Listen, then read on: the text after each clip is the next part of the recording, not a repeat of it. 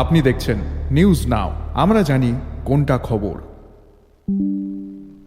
নমস্কার, আপনারা দেখছেন নিউজ নাও। এই মুহূর্তে আপনাদের সঙ্গে রয়েছে আমি প্রাণেশ। চোখ রাখছি এই মুহূর্তের খবরের দিকে।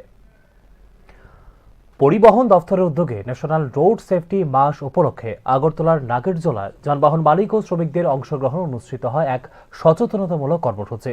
উপস্থিত ছিলেন পরিবহন দফতরের চিফ মোটর ভেহিক্যাল ইন্সপেক্টর সহ অন্যান্য আধিকারিকরা। কর্মসূচিতে বক্তব্য রাখতে গিয়ে সড়ক নিরাপত্তা বিধি মেনে চলার ওপর বিশেষ গুরুত্ব আরোপ করেন চিফ মোটর ভেহিক্যাল ইন্সপেক্টর। 2025 সালে রাজ্যে মোট 578টি সড়ক দুর্ঘটনা ঘটেছে, যার ফলে 213 জন প্রাণ হারিয়েছেন। এই পরিসংখ্যান উদ্বেগজনক উল্লেখ করে দুর্ঘটনা রোধে চালক, মালিক ও শ্রমিক সকলের সম্মিলিত সচেতনতা অত্যন্ত জরুরি বলে জানিয়েছে চিফ এমএম। যানবাহনের নিয়মিত ফিটনেস পরীক্ষা, বৈধ কাগজপত্র বহন, গতি নিয়ন্ত্রণ এবং মদ্যপ অবস্থায় গাড়ি চালানো থেকে বিরত থাকলে বহু দুর্ঘটনা এড়ানো সম্ভব। কর্মসূচির মাধ্যমে সড়ক নিরাপত্তা সম্পর্কে সকলের মধ্যে সচেতনতা বাড়ানোর লক্ষ্য নেওয়া হয়েছে বলে উল্লেখ করেন তিনি।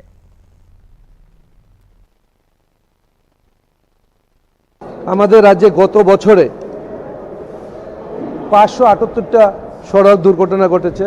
তাতে আমরা 213 জনের প্রাণ অসময়ে চলে গেছে, 622 জন গুরুতরভাবে আঘাতপ্রাপ্ত হয়েছেন।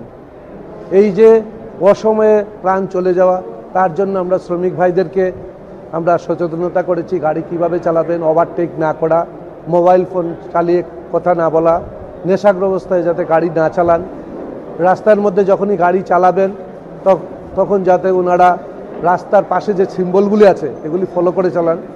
স্কুল, কলেজ, ইউনিভার্সিটি ওভারটেক না করেন, টার্নিংয়ের মধ্যে যাতে ওভারটেক না করেন।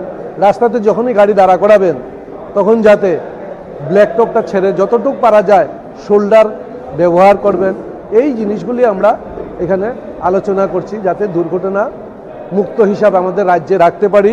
এবং তার সঙ্গে আমরা ভারত সরকারের আমাদের সড়ক দুর্ঘটনা সম্পর্কিত কতগুলি প্রকল্প ভারত সরকারের পরিবহন মন্ত্রণালয় এটা ঘোষণা করেছেন। আমাদের রাজ্যেও রাহাবীর প্রকল্প, সেই রাহাবীর যদি কোনো আহত অবস্থায় দুর্ঘটনাগ্রস্ত কোনো ব্যক্তিকে হসপিটালে পৌঁছে দেন তাহলে 25,000 টাকা করে পুরস্কৃত করা হয় এবং প্রশংসাপত্র দেওয়া হয়।